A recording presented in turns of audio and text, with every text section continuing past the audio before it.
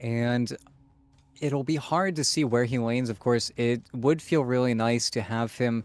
Honestly, it would be nice to have him paired up with that Viper, but I can't imagine there'd be a Viper Brew lane in the works here. But again, a hero that is getting more and more speed as we get to play more Dota in this patch. It's just a hero where as soon as you commit that Brew split, you're able to put up at least one target into the air, kite around that fact that there is going to be a hero locked out of these fights. It forces those engagements of the enemy team to be razor fast, razor sharp, and if they're not getting in and out very cleanly, that's when the Brewmaster really makes things feel messy, as well as a hero that's going to be able to prey upon that Grimstroke very easily. If that was your one hero to suicide, look for the Grimstroke, it's going to be very adept at it. Of course, versus the Puck, you need to be careful about that waning rift, that natural silence. We don't see a lot of natural silence heroes be meta nowadays. Haven't seen a silencer in a few years. Not a very popular hero anymore, even though that would be great versus the Brew. But this waning rift is really the only thing that the Brew needs to worry about. Of course, you do have the Rend, you do have the Bug, the Phantom Embrace that will be put on him. But if his teammates can get it off, these Brew splits are going to be incredibly important for TeamTeam to find a successful team fight. Because if you put that tie in the air, there's nothing. He can't do anything. He can't perch it off. He's not going to take any damage on the way down. There's no great solution for him except for to initiate first. And that's where for Zoomers, they've got very good vision heroes. Every single aspect, actually, Puck, Grimstroke, Clockwork, all of them have natural ways to give more vision to each other. So really, it's going to be which team kind of calculates which fight is going to be best for them, because if TeamTeam gets started, if they run in with Brewmaster Split already going, with the Hex already landing on someone, I don't think four Zoomers can really contend with that. Whereas the role reversal is completely true, where if we're starting with that Clock Hook, if we're starting with that Grimstroke ulti, then TeamTeam start to fall apart. Both teams don't really have the biggest burst damage or the biggest burst potential aside from that Lion, because again, we're not seeing that Hoodwink really valued in this match just yet. But I think if TeamTeam can get their spells off, I kind of want to give them the leg up, because they do have the Medusa. They have, if you have damage problems, Medusa is always going to be sort of the queen of the game. Yeah, it's a solution to so many problems that TeamTeam could potentially run into, but as you mentioned, at the end of the day, it still does feel like the team that has the more consistent aggression and initiation will sort of be sitting with a bit of an edge over their opponents. So we'll see how things play out here. Do you want to point out with those final bans for Zoomers, focusing on that support position? So they're fairly certain this Viper, or I assume it's going to be the Viper, is actually going to be maybe in Ryoya's hands, or that they would be moving the Brewmaster around a little bit as well. So we were mentioning there's a little bit of potential maybe that the Viper gets swung into a supporting role for Zoomers, really not buying into that at the moment. So maybe a little bit of a risk. It does leave TeamTeam in a position here where they could maybe surprise their opponents with this fifth selection, but we'll have to wait and see which one they really prefer, where they want that Viper to end up. And that's where I'm guessing a little bit as well. It feels like it is going to be the Brax Brewmaster with, again, the Flea Lion. I think Mike is almost assuredly slotted in here, because you look at the enemy team, you can't really put him mid. Viper versus Puck, while it isn't the worst, it's not something any good mid laner is going to want to do to themselves. And we see the Wyvern. Okay, I'm assuming that's going to be a core Wyvern, and I kind of like it. I really like it, actually, because if you're not finding him, again, it compounds the issue where if four Zoomers aren't able to get that jump, or if they're jumping people that aren't the Wyvern, if TeamTeam can get those teamfight spells off without dying, I think this Wyvern really enables them to play that sort of reaction style. Or if they get anything off, the team fight is going to be much more difficult for four Zoomers, because they haven't gone for those super high bursty damage heroes. Because again, it's hard not to highlight, but the Wink is still in the pool. We went for different heroes, and I hope it doesn't bite four Zoomers, because this is going to be a little bit of a harder game to execute than I think TeamTeam's. Obviously, the And Ursa. yeah, the Ursa pick for them there to close things out. We already saw one Ursa today for Sammy, and it really didn't get to do all that much. It wasn't entirely the Ursa's fault. There were some maybe missteps there, but the situation didn't really give him too much of an opportunity. So Envy on this Ursa, hoping that he gets a little bit more to work with in this situation. But this goes back to that TeamTeam lineup. I just love how much they have to work with. Maybe it's not all hard control, but You've got slows from the Viper, slows from the Wyvern. The Brewmaster is going to be able to get in there with his abilities and his Brewlings. And sort of pre-BKB, if Envy tries to go in, he's going to have a whole lot potentially standing in his way, just slowing him down from physically reaching the target that he wants. And that's going to be where, as you see, Ryoya has slotted in as that Viper. I don't think I agree with that decision, Mm, and Mike is the last one to pick here, so it makes a little bit more sense, but again, I really don't agree with the decision. While, again, this mid lane is not as bad as some people say that Viper versus Puck is unbelievably hard for the Viper because you lose out on that guaranteed poison attack because of the phase shift.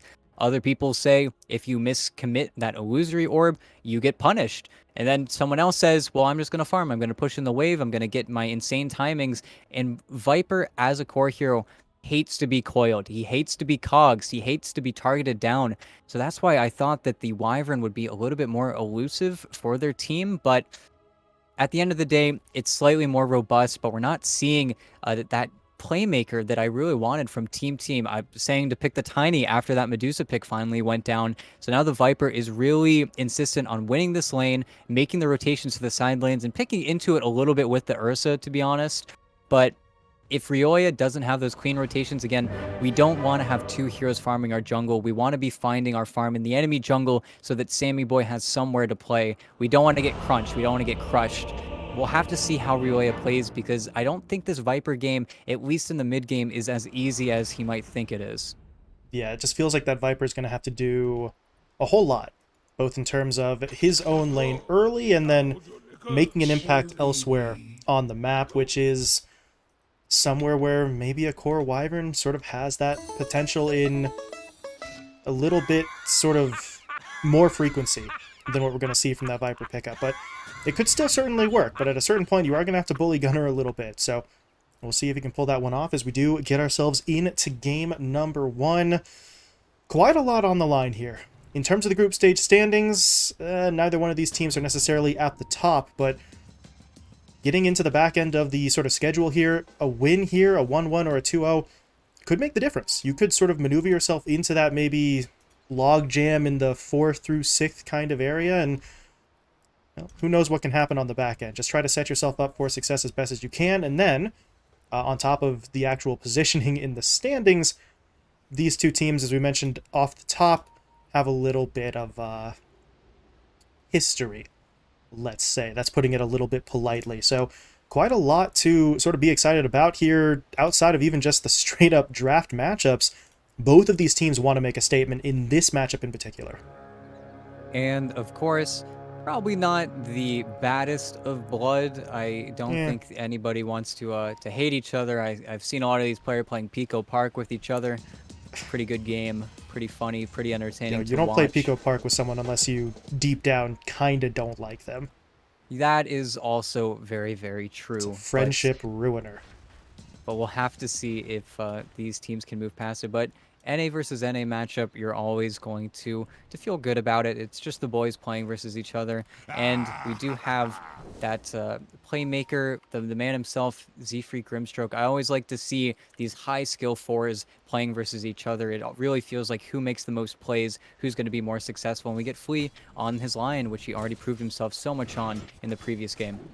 And you see Husky over in this bottom lane already trying to get in behind. This is a play we see so often from that Clockwork. He just kind of sits back there, playing the part of like a free safety, so to speak, to steal a football term, and just waits. Sees, is anybody too far forward? Is anybody alone? Will the creep wave sort of agree with me? And then he tries to push in for the battery assault against Flea, though, on the Lion. In most situations, it feels like that play works out. This time, he takes the right clicks and the Earth Spike and loses about half of his health. So he's not quite going to have that free pass to be aggressive. And, well, Brax as well. If he gets too close, that Thunderclap, between that and the Earth Spike, they could really put Husky under pretty quickly. And without the cogs now, as he went for the battery assault at level 1, if he does get hit up, he can't force that separation. And it'll be the big moment in this bottom lane is going to be when Brax hits level 3. Ooh. He'll have all of his spells in Husky. There it is. Yeah, Do they you have walk the forward. follow-up? There's the cogs, They but got it's too him. late. Trying to body block him. No, Envy lets him out too. There's no rebuttal. Sure, Envy's farming. Honestly, I don't think they care too much about that death because you get the free courier ride, you get the reset on the clock, and clock gets to spend all of his money.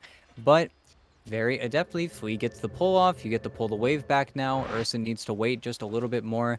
And Envy really needs to Whoa, be the wait, one that. what happened there? Whoa, they all de-aggroed at the same time. That's interesting. I haven't really seen that one too often. They just, yeah, decided, nah, we don't want it. As Husky instantly sort of back at the opposing duo here, just trying to create as much as possible, but with that sort of de-aggroing, that pull goes to very sort of unpredictable places. I'm not really sure either side thought that it was going to play out like this, as now Envy has to sort of push a little bit further forward than he might want, but And this is Flea's gonna do it still... again. He's gonna max the mana drain, I bet, and just be so obnoxious.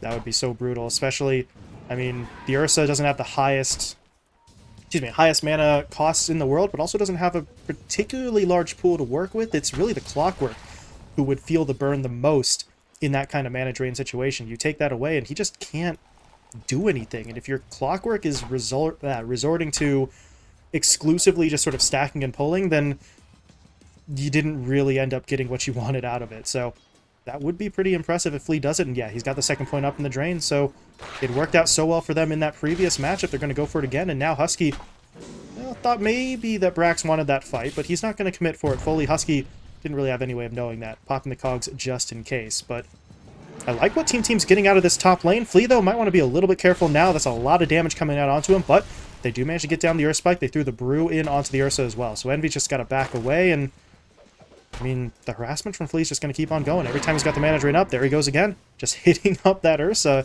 It's just not fun. And it's going to continue to not being fun because Husky, he's a melee support. He didn't get to start boots. It's a little bit harder for him to do his job by default, and that's where Envy is going to struggle. Man, he's so obnoxious. Of course, they're giving a lot of stick charges over to the Ursa, but it doesn't really matter because Brax is happy as a clam. He's got pretty much unrequited free farm, and he's going to continue to keep this speed. We saw the pretty much same story in the previous game where Brax was on that Mars. Just Husky can't do anything. They can't really play versus this. And of all the heroes that you don't necessarily want to sort of give a potential lane and, by extension, experience advantage to, Brewmaster's kind of high on that list. If he's able to get that Primal split up pretty quickly, then all of a sudden Four Zoomers have a lot more to be worried about. That is such a big ult for him to work with, especially... well, if he can get it sort of early on, there's not going to be anything in the way of defensive itemization from that Four Zoomer side, so things could get a little bit rough for them. Meanwhile, Husky's making a bit of a rotation, making his way towards the middle lane. This is going to be a bit of a rough one to try and get onto the Viper, but if the Cog Trap comes through, maybe? I think they might want to wait for the Pug to have level 6 before they try anything, but at this point, this might take a little bit too long. Gunner's not going to get there instantly. We do see the Grimstroke rotating his way over as well, but Z-Freak's already kind of tired of waiting in this area as well. So he is shoving off, and now you've got both of your supports kind of displaced right now. They were wandering about. I think Z-Freak was able to get a little bit more, but did he? Yeah, he did. He stacked up the Ancient stack there in the west side jungle. So at least he got something done there, but Husky wasn't really able to do a whole lot outside of maybe dropping down some wards. And you take a look at the mid lane for a second, and you do see that Ryoya is doing a pretty good job with his matchup here. He's got at least a pretty big lead in terms of those denies.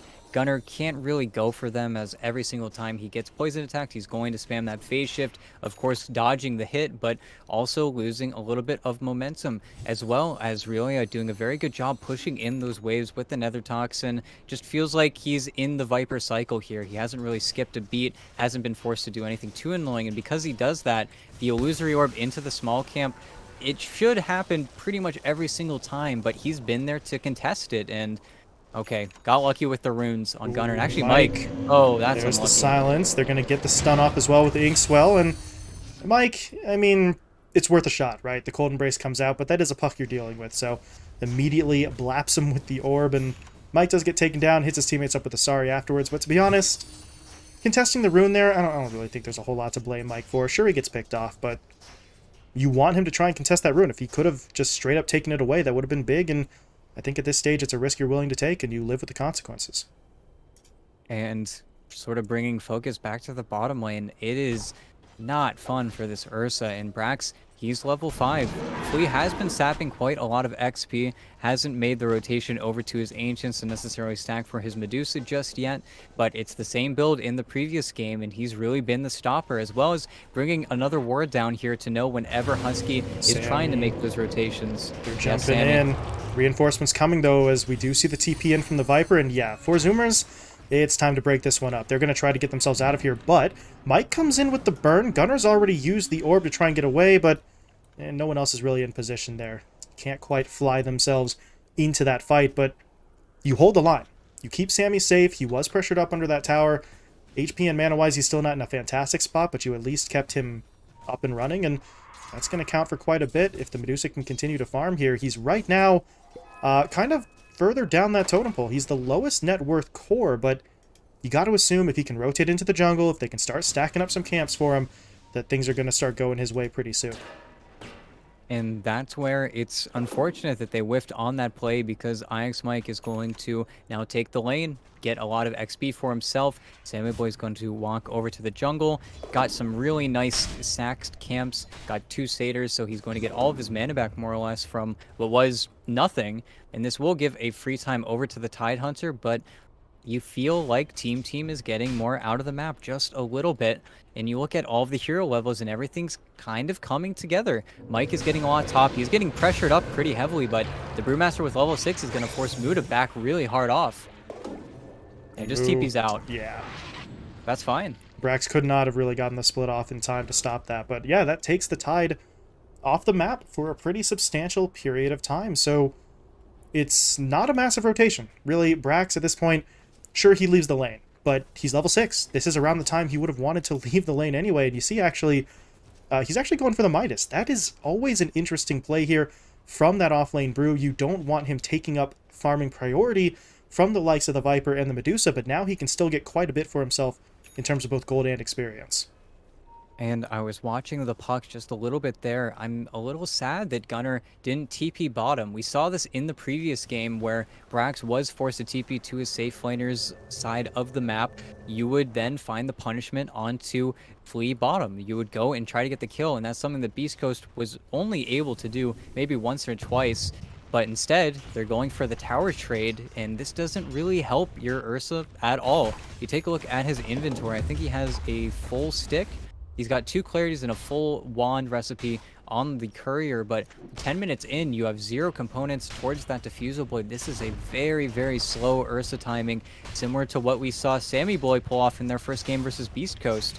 I just still am worried because TeamTeam's team fight is very, very good. It's something that, again, once they get the party started, Zoomers need to make the split-second decision where do we get out, do we fight, do we run? Because they don't have enough farm on a lot of their heroes to really get in and out safely. They need a lot of time before they can make those really hard plays. C4 Zoomers right now, they're really grouping up here. Moving into the north side jungle, bit of an invasion at the 10-minute mark. Very rarely do we see almost a migration of this sort of magnitude at this stage, but the 4 Zoomers are going to take over. They're going to take some of these camps, and if you're Sammy, yeah, I'm sure you're sort of missing some of those opportunities, but he's already rotated his way over into that triangle. The only issue is, apparently the issue is lag, but the issue in the game itself is the fact that he's farming underneath this Obs ward. So if you're 4 Zoomers, you know exactly where the Medusa is. You probably could have guessed where she was anyway, but now you have definitive proof. That's where Sammy is. Do we want to get aggressive onto the Medusa? Do we want to try and hit up other teammates? They have those options because they know the Medusa won't immediately be available. Oh, hell yes. Ooh. Oh, hell yes. Sammy Boy giving them, how come you guys aren't the 2 Zoomers now? And he's not wrong. It is true. It is true. But, you know, it just rolls off the tongue. It was already in the game. The Valve website was down. Nothing they could do about that one. Yeah, so we do get Envy coming back in pretty quickly here. So he was dealing with some lag, but I don't think it's going to last all that long. And yeah, they're already ready to go. Admin coming in there, dropping a couple of emotes. Kyle is always watching. And this is where I really don't know what Rioya is planning on doing with his hero. He's gone for the Boots of Travel build. He'll be able to stay out on the map that little bit longer. Also has a regeneration rune to his name. But aside from that, itemization-wise, he needs to get that Force Staff. He needs to get that Pike very, very quickly. Otherwise, he's going to get pretty hard punished by this Clockwork. And that's where you need to be cautious with your Viper game going forward. Because if you get too many spells dragged onto you, if you get caught pushing a high ground too soon, you are going to get punished for it. That's why I thought they wouldn't do it to themselves. But Rioya, wanting the matchup, just wanted to play Viper instead of going for that Winter Wyvern. Because this Coil, this Ravage, this Clockwork should make it feel pretty bad. But I'm looking across the HP bars and the mana totals, and they're not really setting up to defend this tower at all, and Team are getting away with it right now. Yeah, Husky does have the Clock Hook, though. I don't think they should be getting this much damage onto this for free. We do see that flare coming in, so Husky is going to try to push them back, but right now he's the only one who's fully revealed himself. But Team, I like the instinct here. If Husky is throwing a flare at us, if he's showing himself in the middle lane, there's absolutely no way he's actually alone. He's got to have backup somewhere, so they decide it's not worth sort of forcing the issue. They will back off, and yeah, they're going to continue farming. Rioya, as you said, ET, I'm waiting for him to start up this build. The Dragon Lance has been queued first, but yeah, the lack of mobility on the Viper is always a pretty sizable concern, especially considering how much lockdown 4 Zoomers could throw out against him. So he needs to hurry his way on over towards that Pike, but he does now get spotted out by the flare, so he's going to go in for the fight. Hits up Z-Freak with the Viper Strike, but I don't know about this one. They are going to actually throw out the... well, they throw out the split, so Brax is going to be able to sort of cover, but I think you were hoping for a little bit more from your first sort of primal split there, but the Brewlings are pushing forward for the tower, so if they could pick that up, that would be a nice use of that ult, but not quite able to get it done. So it's a bit disappointing for Brax, but he's at least able to keep his teammates safe, and I think that's the most important aspect of that play right now. Yeah, and you don't want to play into... I was going to say the Ravage, and Moo is actually holding a skill point right now because he wants to farm. He wants to go as fast as possible, and with his second point in Kraken Shell, he can definitely tank up Roche for Envy, but I can't imagine Team don't know anything about this. You should take a look at how their supports are positioned here. Mike's going to scout out everything. He's back. What? Oh, I'm a little confused. I don't know what he's doing. Pretending to be gone? Question mark? Is that... there's no way they try something like that, right? Like, oh, we couldn't have been doing Roche because Envy was AFK. Like... gonna skill up the Ravage now. They've got it. Oh yeah, pushes in, Ravage to the face, the Aegis gets taken, and, well, the bait kind of works, or maybe not just yet. Rioya doesn't fall. Nice play from Mike, in for the curse. They're gonna throw down, though, the coil in response, but they're losing so much HP. Husky already getting taken down. Z-Freak's going to buy back, but Envy, he actually never lost that Aegis. He's still fighting, going to work against Sammy Boy, using, well, really everything at his disposal. That Diffusal's not up just yet, but he continues to deal the damage. Sammy's dead. Envy does end up falling, but that's what the Aegis was for. Gets him right back up into that fight, and 4 Zoomers are going to look to close this one out. They're tracking down Brax. Moo did hit him up with a gush there. Good play in from Flea, however, to create a little bit of separation, and that may just get them out. Brax, though, he's not getting out at all. He has no TP. He can't leave. He's just got to try to somehow get out on foot, but there's going to be the gush again. Gunner waiting for those spells. He can get in there with the silence, and at that point, Brax really isn't going to have too many options left, as they do finally run him down. So you go for Roche. Good things can happen as Envy uses those 2 lives to push directly into Team, and they did have to buy back on Z-Freak, but at the end of the day, it's 2 lost on their side and the Aegis for 3 kills, including taking down Sammy's Medusa. I'm back. He's a fortune teller now as well. He sees the future. It's really funny if you think about it like that way as well. Now his defusal timing is pretty fast. He's going to have it in a decent amount of time, about when you're supposed to have it on this Ursa, but now it's up to him to get aggressive, to get back out, and it sucks because that was a beautiful curse coming in from Mike, but just let the stacks rise a little too high on that Dusa. I think he had 9 by the last swipe coming in from the bear, as well as Rioya feeling like he had to break the coil right at the last second because he didn't want to get hit up by the bear either, and that's where maybe if you have treads, maybe if you have treads lance, you would be a little bit tankier than these boots of travel where you are fairly fragile on the Viper right now. now. You aren't able to survive versus a lot of these magic spells. And of course, that was with him eating a Ravage to the face, getting a bunch of ultis dumped on him, but you still lose the fight in a pretty convincing fashion. Fortunately for TeamTeam, they do remove the Aegis just so that way there aren't too many outer objectives that they're going to lose. And actually, top.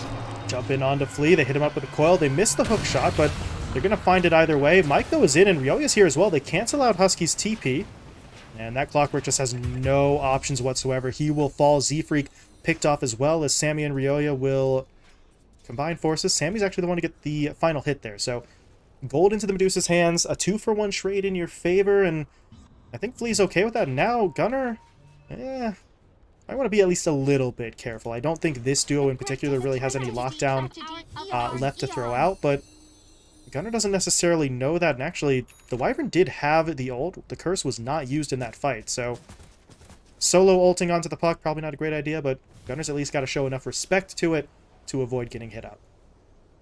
Precisely, and it did feel a little bit clumsy from Zoomers on that initiation. Of course, missing that clock hook, you're never going to feel happy when you do miss those abilities. But starting off with the Dream Coil, I felt like they really could have killed him, gotten out. They're lucky that that was the line that they were killing. I feel like they do need to play on Flea continuously. He's making his way towards that. Blink Dagger has, again, that same build that we saw in the previous game, the max mana drain.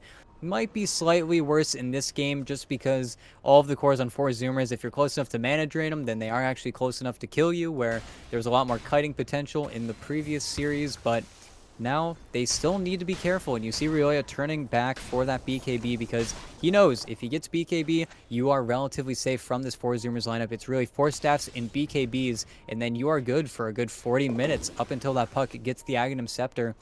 An item that Gunnar doesn't really want to rush. You really want to get it after your Boots of Travel, after end item, other than your Blink Witchblade, but he might have to go that a little bit sooner based off of everything else. But that, again, plays into the problem that Zoomers have, where if they run out of damage in their lineup, they're going to be reliant on that Grimstroke Aghanim Scepter. They're going to be reliant on this Ursa actually going to be able to hit people. And actually, they've just got to go so far to trying to initiate onto Flea. By the time the puck is in position, Gunnar's outrun his backup. The rest of Zoomers would have had to just run through the tower, and that was not exactly an appealing prospect. So too long to get onto Flea, and I think they spotted Sammy there as well once he jumped in with the orb. So they're going to regroup and go now directly onto that Medusa. They hit her up with the coil as well as the Ravage, and there's just no one here to help. Sammy dropping low. They've got the silence down onto the Wyvern, so there's no curse to bail it out. Sammy, though, he doesn't die. He's still standing. Can he get away? Not just yet, but the Cold Embrace going to try and heal him back up. They need more, though. He's so low, but they do finish him off. Z-Freak gets the kill.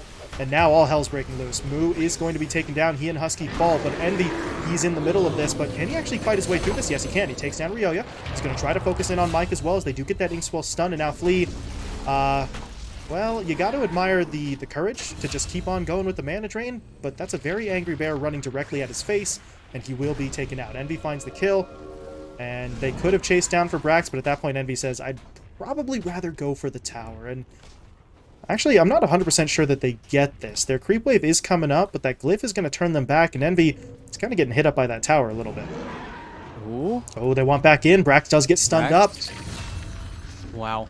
Okay, big plays. Z-Freak sets it up with the swell onto Gunnar. Gunnar just jumps in, knowing I've got a secondary stun to work with, and Sammy, bold TP directly onto the front line, but at this point, yeah, Zoomers, they got so many kills there, but that would maybe be a bridge too far. They've got to sort of back it up after that one. So they don't get the tower, but quite a few kills going their way.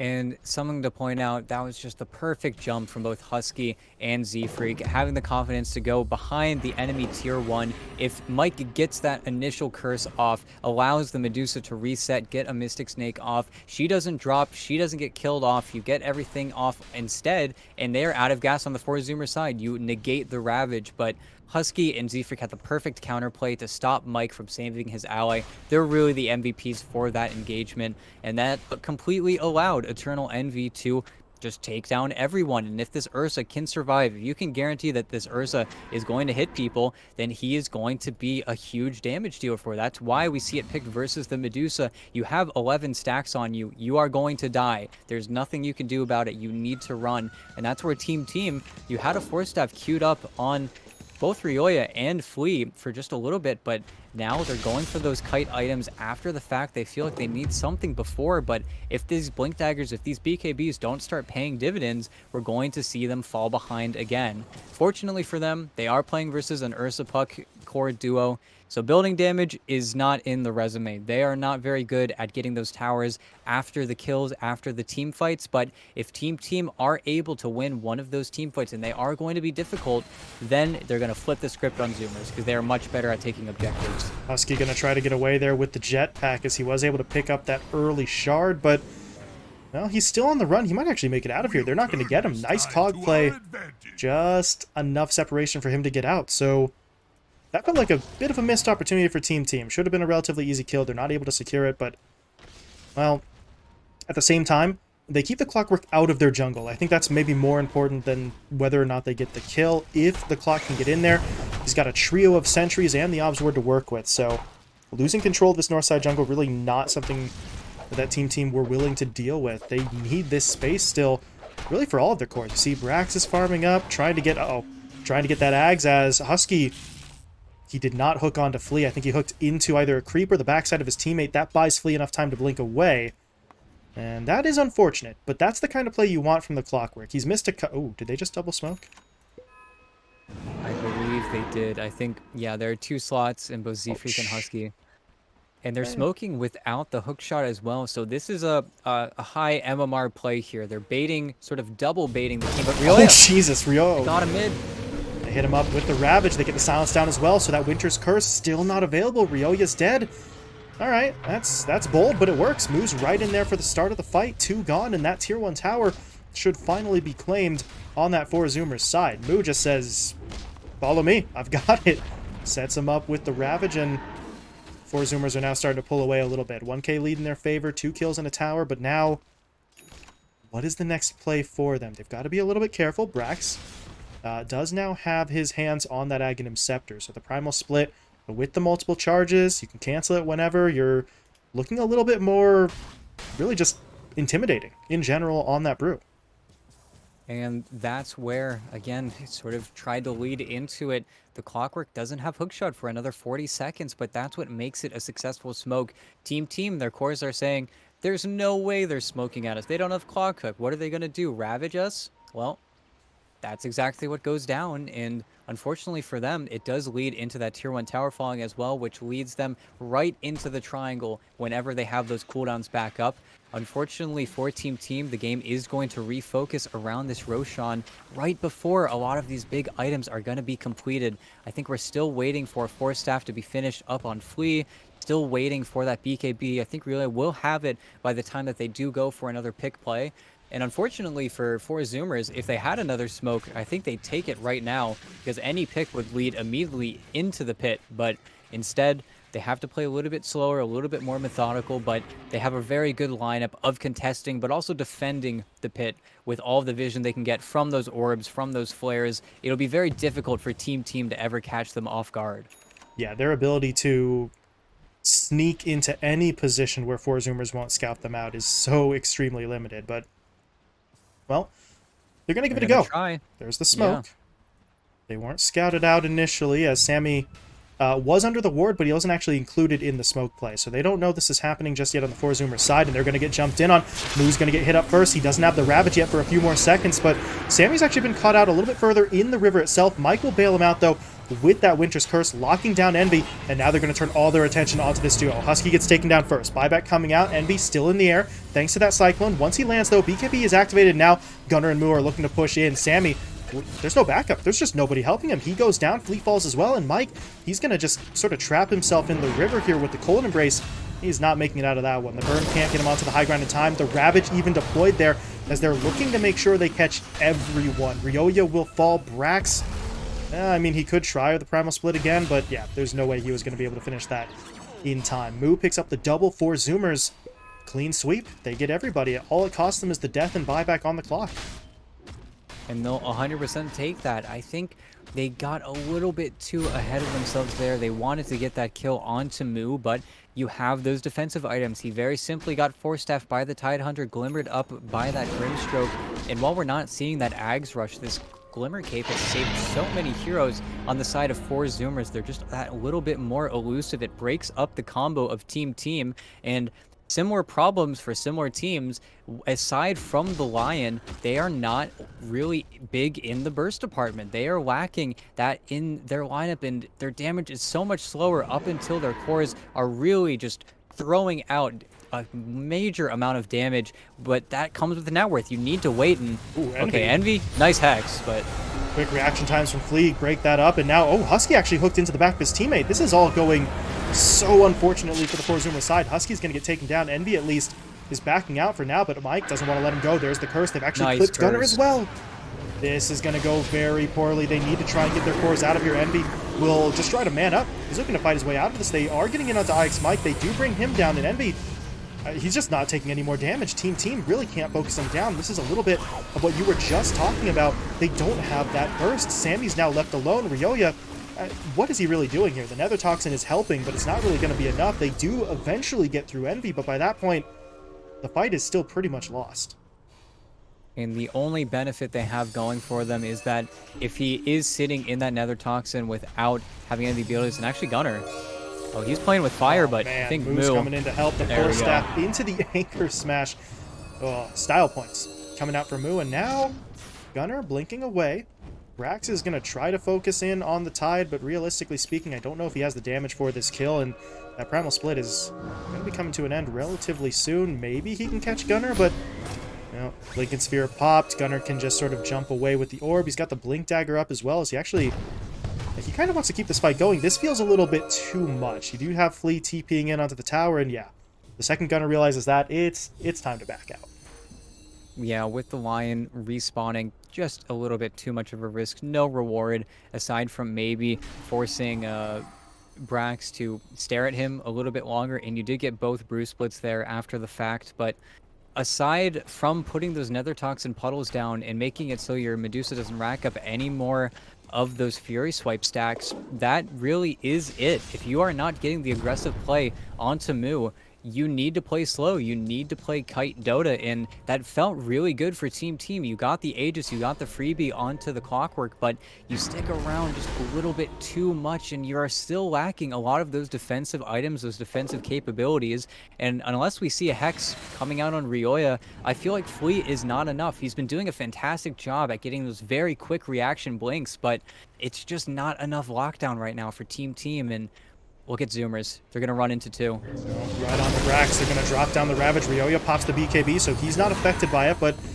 as your BKB used, and that's Ryoya on the run. Gunner, though, doesn't want to let him go. He knows this is going to be wearing off in a moment, and yeah, the coil dropped down. There's going to be the hook shot in from Husky as well, keeping Flea out of that fight.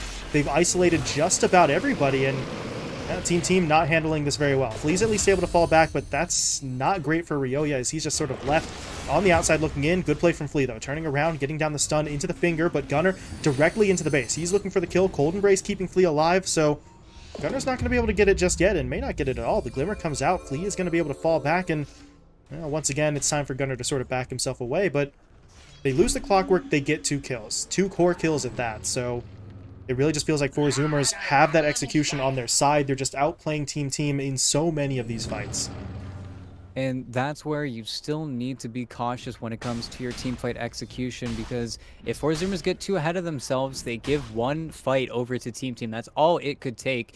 It'll swap, because you are not getting these objectives post pickoffs. You're not getting objectives necessarily for your cooldowns just yet. And even though your Ursa is currently ahead of the Medusa, one turnaround fight, one more item, and we could definitely see the role reversal here for Team.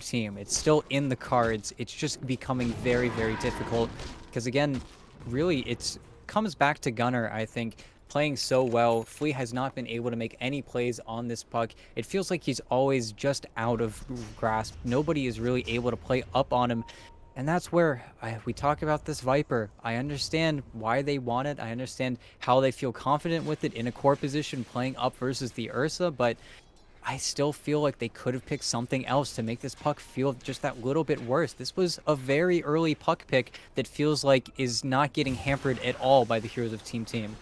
Yeah, Ryoya, I mean, maybe if this game goes on, they're going to get him a little bit more time, but he just hasn't been able to build himself up. His item build has had to sort of take a couple of detours here and there as well, so That Hurricane Pike that we were sort of talking about 15 to 20 minutes ago is still now being worked on as he had to stop to get the BKB. So he's being pulled in sort of multiple different directions, and that's always when you know things have not gone fantastically for you. In terms of adapting an item build, that is all well and good, but there's a difference between adaptability versus I have to change now because the opposing side has forced me into a position where my original item build isn't really viable anymore. So you couple that with the fact that Ryoya's farm is not quite where you would like it to be behind all the cores on the 4-zoomer side, and he's doing his best, but his impact is limited. But with that Hurricane Pike up, maybe that helps him out a little bit more. You've got a bit more damage and maneuverability between that and the BKB.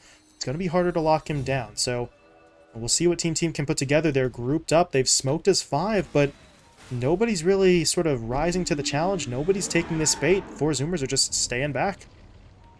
And it's a really easy call for 4-zoomers to make whenever you show absolutely nowhere. It's a little bit too obvious, and now Sammy Boy feels like he has to break his smoke, give them a little bit of an idea.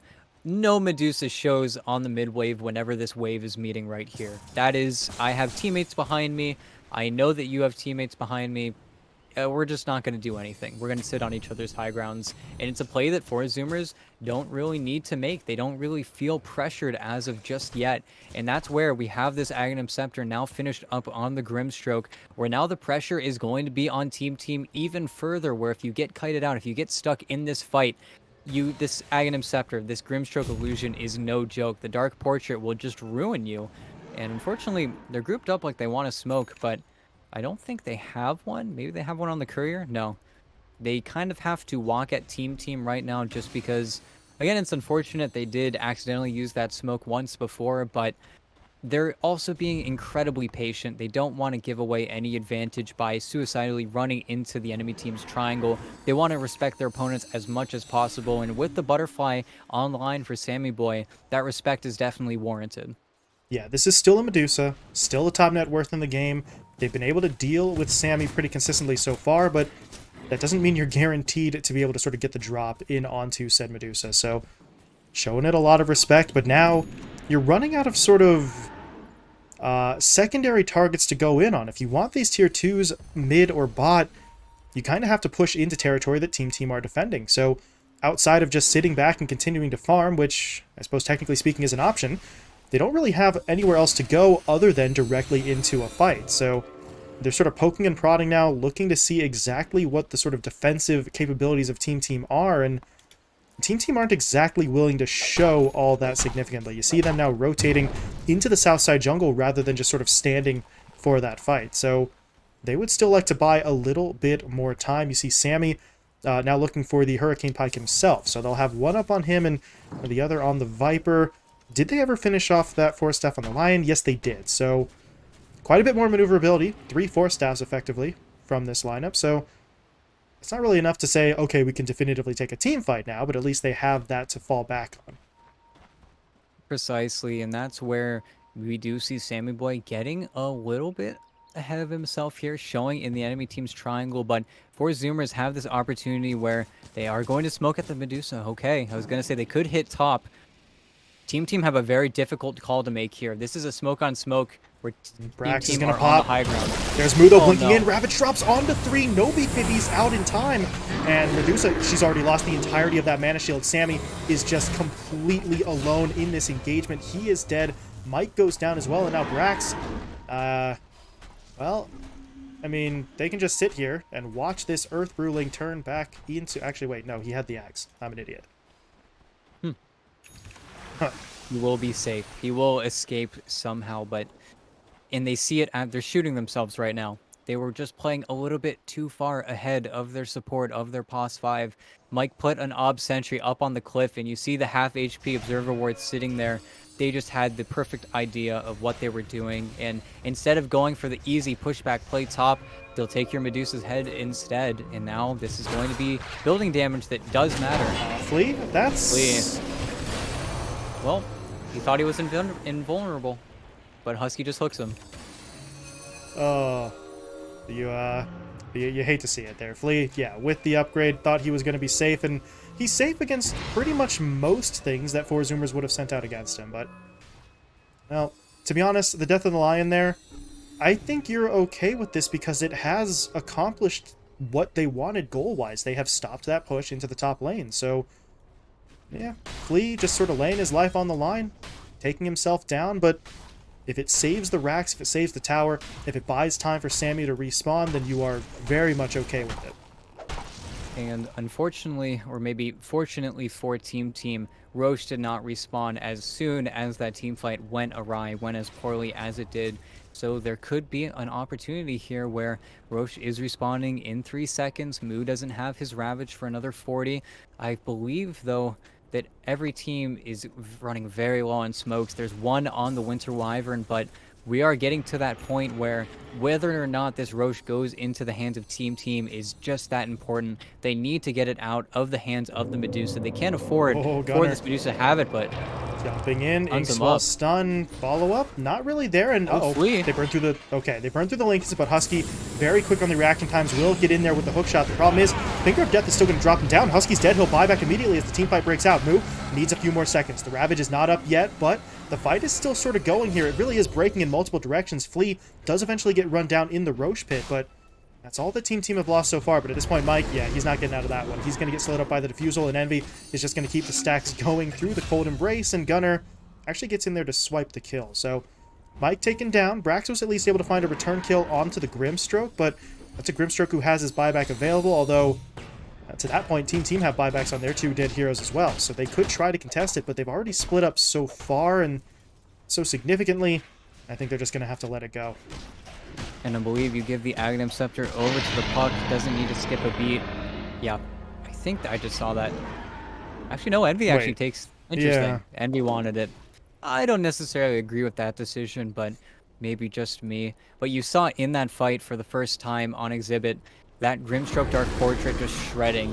Really, Brax had no brewings. They immediately died to that Dark Portrait. The second ulti to commit it were really just committed to give them a little bit of vision in that pit, but the fight was over at that point. Sammy Boy was full retreat mode, and we're still not yet seeing TeamTeam able to pull off a successful team fight. It's just them where we thought they could get a good initiation, where Flea, he had the puck, and Husky had to throw away his life to be able to do anything. Moo continues to find 3+ heroes in these Ravages. He's just the breakup, and with Sammy Boy stubborn on not buying this BKB, he is getting kited. He doesn't have that knee-jerk reaction where he can counter your ultimate with one press of a button. He's instead relying on his teammates to push him around, to kite it out, to put down that curse as soon as the Ravage lands. And TeamTeam are not able to execute right now at that level. They either don't have the information or... Envy. Envy.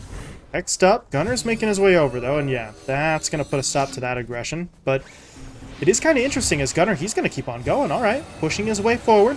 Not committing for this fully, though. Okay, that's kind of committing for it fully. He is all the way in. Looking for the kill onto Mike, but he is going to be able to jump away. But there's going to be the hook shot in. Husky's going to be able to connect, but IX Mike gets off the ult at the last second. But lock Eternal Envy down. The Ravage, though, again from Moo every single time. He's right on top of it. Mike immediately has to buy back, but at this point he's already dropped the ult. I'm not really sure how much more he can do as Ryoya falls as well. He'll buy back. Samurai Boy dropping low. They do hit him up with the Cold Embrace and the Glimmer, but the Glimmer's duration kind of wears off because he was stuck in that Cold Embrace, and this is not looking good for TeamTeam. They are rapidly running out of gas in the tank as Ryoya is going to get slowed up by the Diffusal. Gunner's in on top of him between himself and Envy. They just tear through that Viper, and now Brax is kind of caught on the outside of the base. That's a bit of an awkward spot. He will be taken down, and now Flea, he should fall. Oh, it's not enough. The Glimmer Cape from Z-Freak. Just wanted one last play, a middle finger attempt at Gunner, but the Glimmer keeps him alive, and the GG does get called. So for Zoomers, they close it out in style. They shut down, well, maybe not shut down, but slowed down the Sammy Blood Medusa to the point where their lineup was able to handle it in a situation where we were sort of looking at this draft. It felt like TeamTeam really did have the means of controlling the fights initially, but the execution just never came together, and they were always reacting, I think, to the four Zoomers plays instead of being proactive themselves. And that's where, and I don't know about this Viper pick. I understand why it's versus the Tide Hunter. They counter it out with you pretty hard with that Clockwork pick, but you didn't need to lie in your own bed. I think you swap it over to the Wyvern, you put him mid instead, you're going to have a farm fest versus Gunner. Sure, you're not the strongest hero when you do get coiled, but very simply, just don't let yourself be coiled. I felt like Mike was just a little bit too close, and even though the curses were landing, Moo was the most patient Tide Hunter in the world. His teammates really allowed him to sit in the back, wait for the perfect opportunity. Team ran out of gas in the tank so quickly, so many times, where they have to use those early BKBs, they have to use those Force Staffs, and then Moo catches you. And it just kept on happening over and over and over. And you see the GG called, we had 2 tier 2 towers alive. We had 0 racks taken. That's just how bad of a position that Team was in at that point. And of course, they didn't even kill the Aegis on Envy at the end there, nor were you able to get that solo pickoff kill on the Gunner. Maybe if that kill happens, the GG doesn't come out, but it's just sort of a sad loss. I think Team, they had something here, but you put Ryoya on a hero like Viper, and his head's above water. He was feeling pretty strong for maybe those first 15 minutes of the game, but all it takes is 1-2 close, you fall behind. I think Envy actually played really well in this game. Yeah, 16, 1, and 9 on that Ursa. So Envy doing exactly what Sammy had been hoping for on his Ursa game in that previous series. Obviously, in that instance, the Ursa kind of fell short, so we did have some doubts about whether Envy could pull it off this time around, but he really did not hit any of those sort of roadblocks that the previous Ursa did. He got his items at the right time. He was able to get in there, secure Roshan a couple of times thanks to his teammates finding the pickoffs, and between himself and Gunner, who actually did not post a single death in that match, that 1-2 punch really seemed to shut down most of Team, and then even if you survive through their initial damage, then you've got Z-Freak in there with the portrait, you had Moo with the Ravages. I think he hit like 3 plus heroes every single time. I don't think there was ever a Ravager that hit fewer than that, but that's just what 4Zoomers were able to put together. They had such strong individual play and the solid teamfight execution, whereas Team weren't really able to put that all together, and I think a lot of that does come down to a decision for the lanes that, yeah, ET, you and I didn't really agree with 100% there. Yeah, and even just Sammy Boy, not buying a BKB. You get greedy, you wait too long, you get yourself in this game. Give them another 20 minutes, maybe they could turn this one around, but 4Zoomers had their third Roche 37 minutes into the game. I felt like they had this one pretty handedly. Yeah, well, that's 4Zoomers getting themselves a win here. That is just game 1 of the 2-game series, though. They are going to be facing up against Team once again, looking for the chance to get that 2-0 sweep against their regional rival. So we are going to be stepping away from for a little bit, taking a short break, but when we return, it'll be game 2 between 4Zoomers and Team.